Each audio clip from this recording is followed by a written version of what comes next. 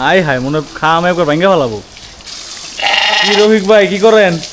ভাই গারলের গোসল করাইতাছি। গারলের গোসল করান? শরীরে ময়লা এত গরম। পশম তো কাটে দিতে হবো।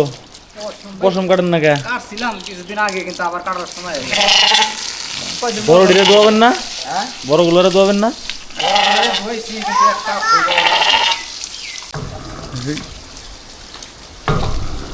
হাই হাই মনে খাম একবার ভেঙে ফেলাবো। খুব ডেঞ্জারাস গারল ভাই এটা।